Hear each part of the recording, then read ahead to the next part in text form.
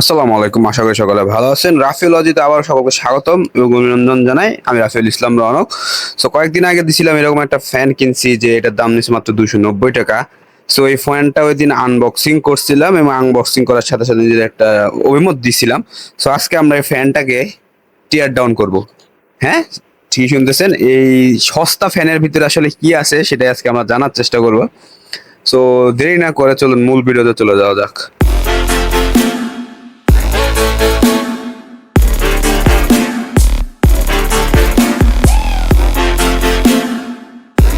তো আমরা এখন ব্যাক ক্যামেরায় চলে আসছি। এই হচ্ছে মূলত ফ্যানে একটা স্ট্যান্ড রয়েছে, এই স্ট্যান্ডে আমরা দূরে রাখি।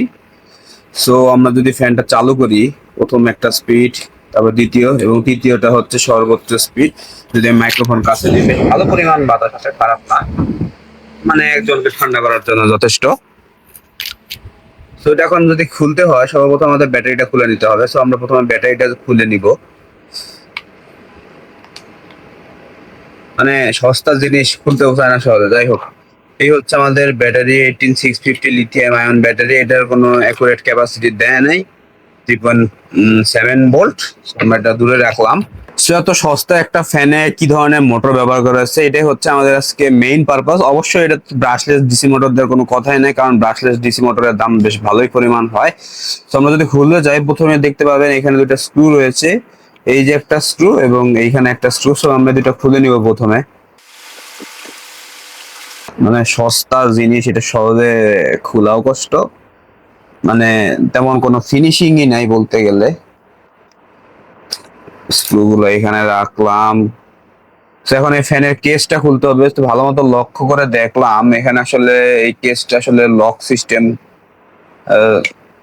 এখান থেকে লকটা খুলতে হবে সর্বপ্রথম।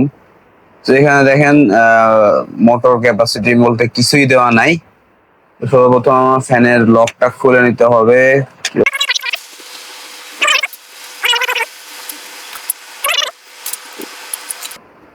এই যে আমাদের ফ্যান কিন্তু খুলে গেছে। এই হচ্ছে মূলত ফ্যানের সার্কিট, একদম পিচ্চি একটা সার্কিট,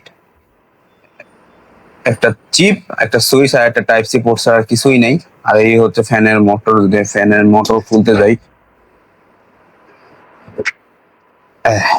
মোটর, এই যে মোটরটা দেখতে পাচ্ছেন, এটা হচ্ছে ছোটবেলায় দেখে থাকবেন অনেকে সিডি ডিভিডি রমের ভিতরে যে ডিস্কটা ঘুরায়, সেই মোটরটা এখানে ইউজ করা হয়েছে এবং এটা কোনো অ্যাডজাস্টেবল অপশন নাই। যদি আমি ব্যাটারির সাথে কানেকশন দেই জিনিসটা এবং এখানে যদি আমি পাওয়ার দেই, এই মোটরে খুব ভাইব্রেশন হয়। মানে ফুল স্পিডে যদি আমি এখানে আসলে দেখা যায়, যদি ইটা রাখি,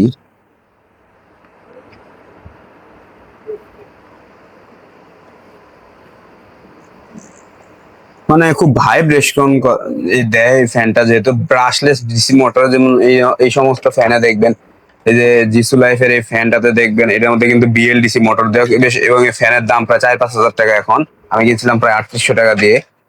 এগুলোতে বিএলডিসি মোটর ইউজ করা হলেও কিন্তু এগুলো কিন্তু নয়েজও কম, ভাইব্রেশনও কম।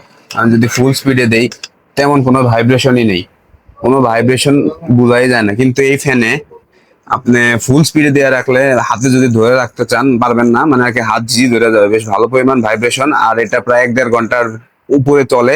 যেহেতু এই সমস্ত মোটর বেশ একটা পাওয়ার হাংরি না, যার কারণে এতই ব্যাকআপ দেয়। সো এই ছিল একটা সস্তা ফ্যানের ভিতরের ইন্টারনাল কম্পোনেন্ট। আশা করি ভিডিওটা ভালোই লাগছে। ভালো লাগলে অবশ্যই চ্যানেলটিকে সাবস্ক্রাইব করবেন। আজকে এই পর্যন্তই। সকলে ভালো থাকবেন, সুস্থ থাকবেন। ধন্যবাদ।